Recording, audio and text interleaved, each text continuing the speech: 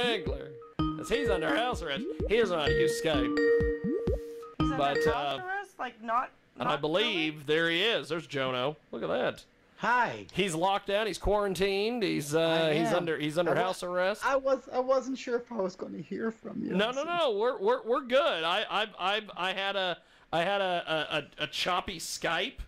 I had somebody who didn't know what the hell they were doing on Skype. That's a terrible thing in this day.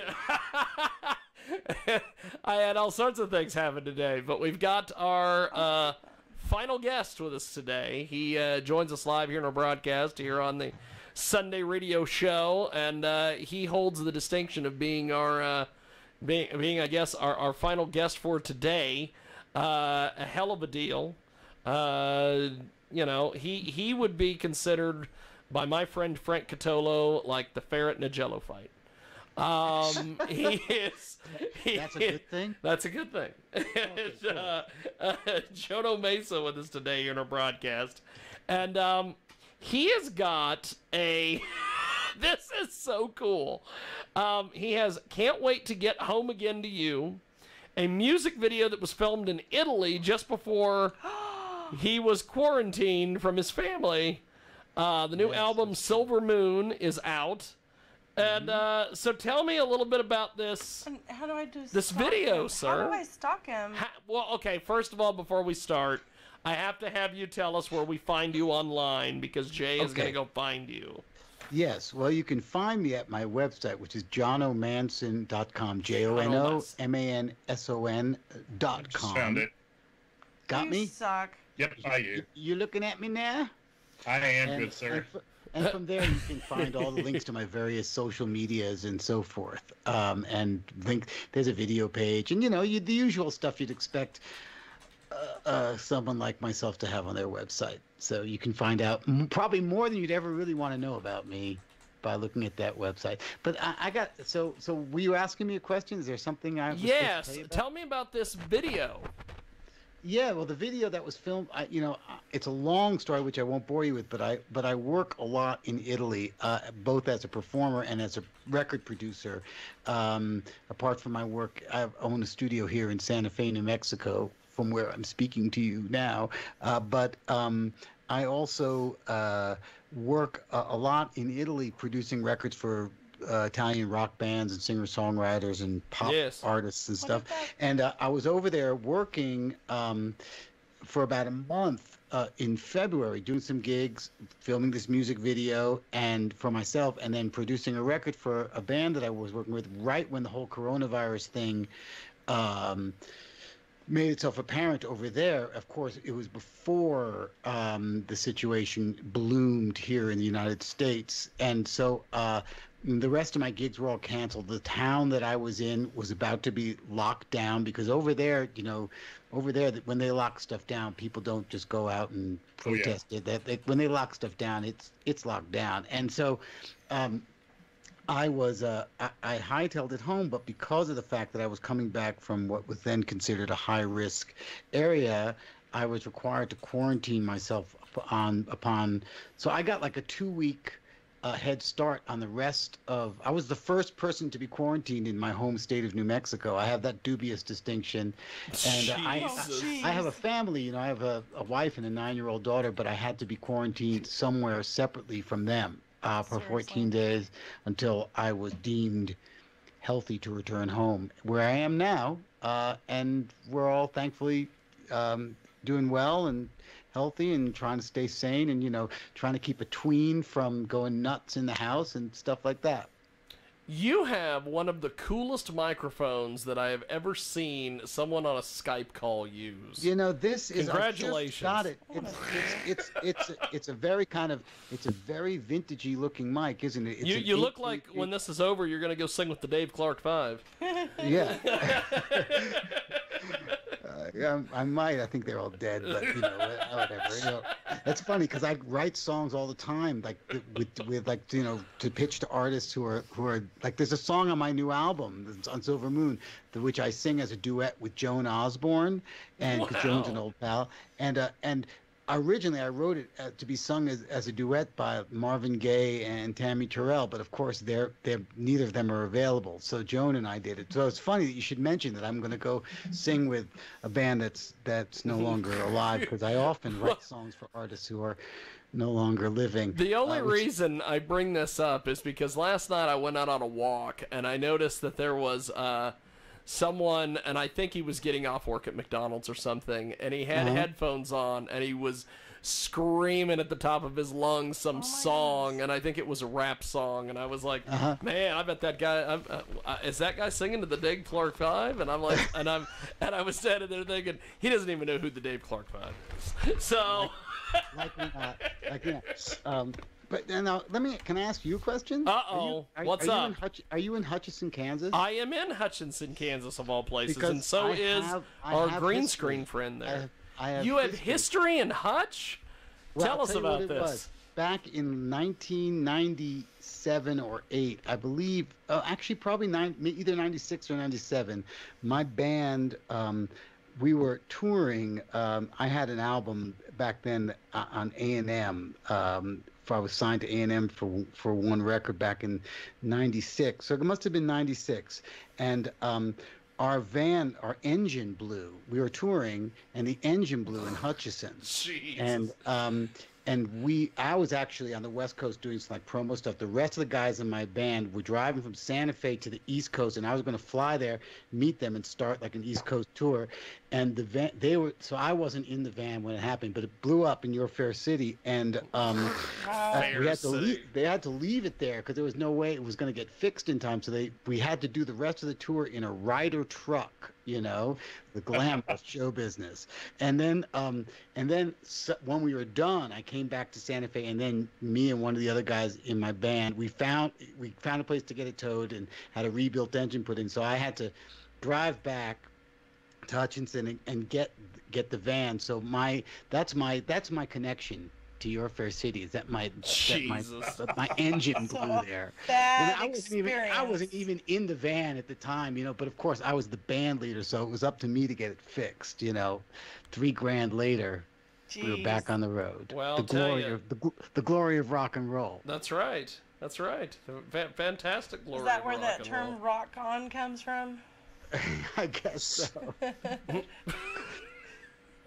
We've got a great guest with us today. He joins us live here in our broadcast, coast to coast and border to border on iHeartRadio and also AMFM 247.com. Jay Bird Wells with us today. She's got her green screen. Until I learn how to use it with Skype, it's just a green screen. No. John Mosier with us today. And, I could have been in Italy today, but no. And John O'Mason with us on the old Skip Skype. The old Skype-a-rooney, as they say. So, that's what they call it. So, tell me a little bit about this music video, the production process, why you decided to film this, all this stuff. Well, let's see.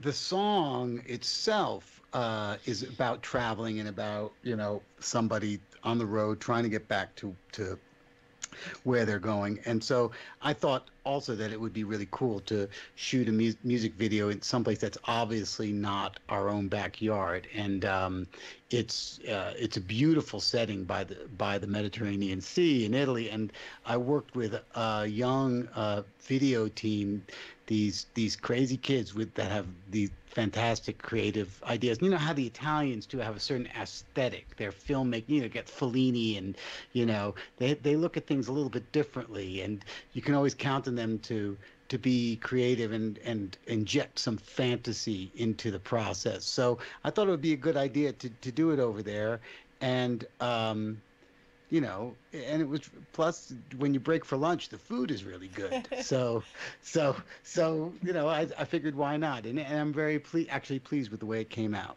Did you ever work with Capo Plaza? Who? No. Damn. Who? No. Exactly. Those are always the guest's answers to Jay's questions. John, jump in there, sir. 2 questions. Sure. One of them is, what's your secret to looking so young? Because if you had your first band starting in '68, you're doing pretty damn good right now. Yeah, well, I just turned 59 years old, so I was just a kid when I started my first band. I was, 8 years old. But so that's a trick. Is starting young. Okay, that's what I was wondering. I see that. But yeah, I think that you know, I don't know why, but rock and roll has kept me young. I think it does one thing or the other happens to you. Either you stay young, or you croak. And so I've managed to stay pretty healthy, thank goodness. Okay, and the second question is, I'm reading your website here, on your what got you into doing the Morning Voice webcast that you have? Yeah, I am a.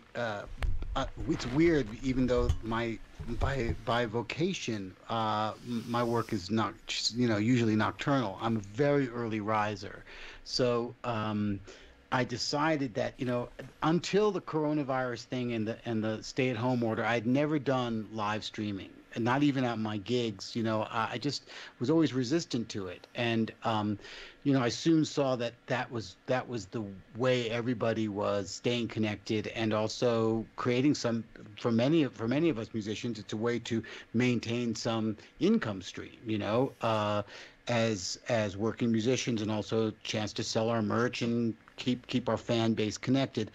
And so, I logged on one morning. I was up at an ungodly hour, like 5:30 in the morning. I logged on and said, well, what the heck, I'll try it out and I'll play a few songs. And all of a sudden, like, there were a good number of people there. There were a lot of them.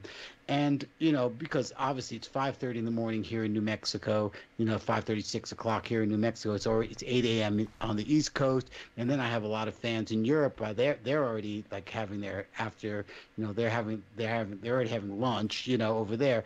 So its time zone is of less importance. And also I've realized that there's not that many people on the airwaves at that hour. Most of the musicians are doing it later in the day or at night, because that's typical musician time. So I figured, why not? The first time I did it, I really enjoyed it. It was really fun. At first I wasn't sure how I'd feel about it, and now I do it pretty much every day. I've done it like 36 days in a row or something, and with no repeats.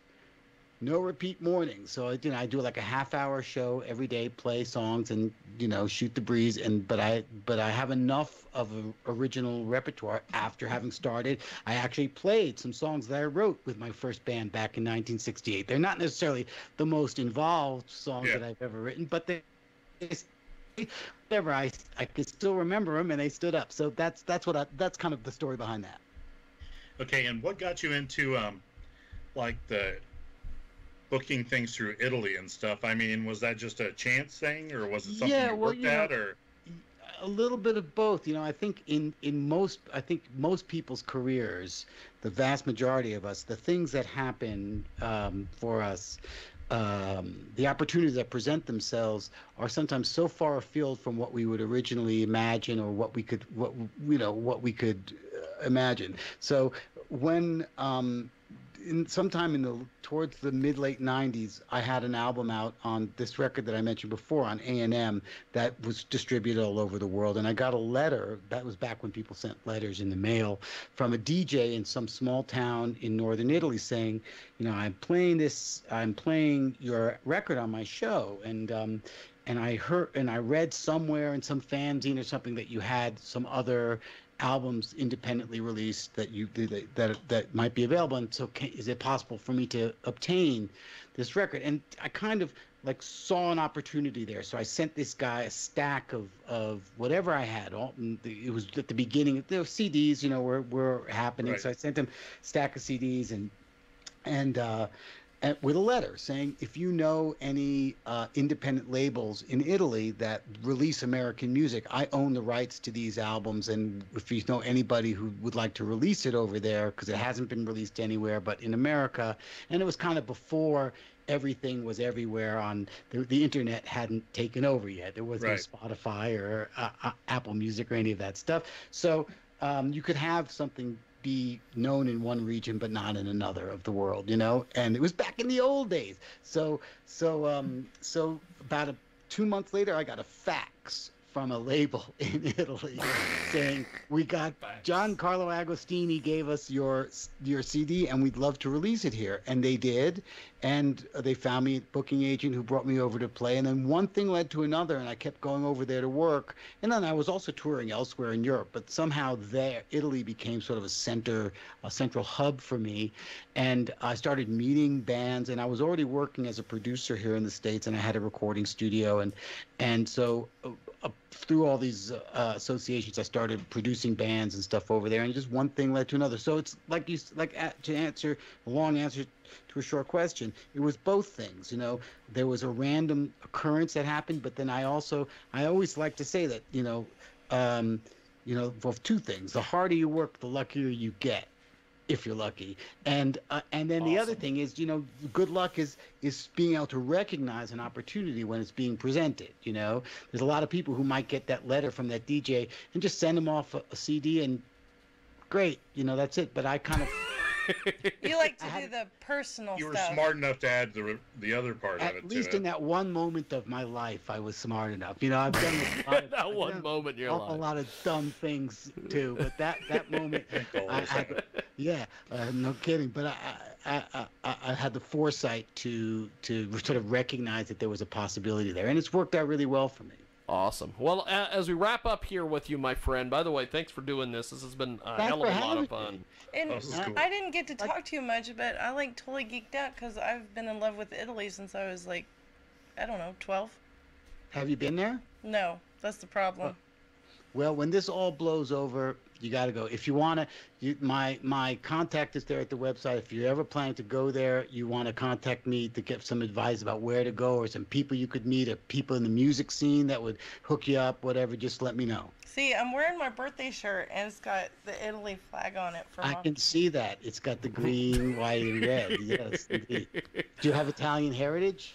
No, I just, I'm a mermaid author, and I fell in love with Venice, so... There's other stuff. You better get over there soon before it's completely underwater, because it's going down. Well, Jono, I appreciate you making time for us today. Thanks for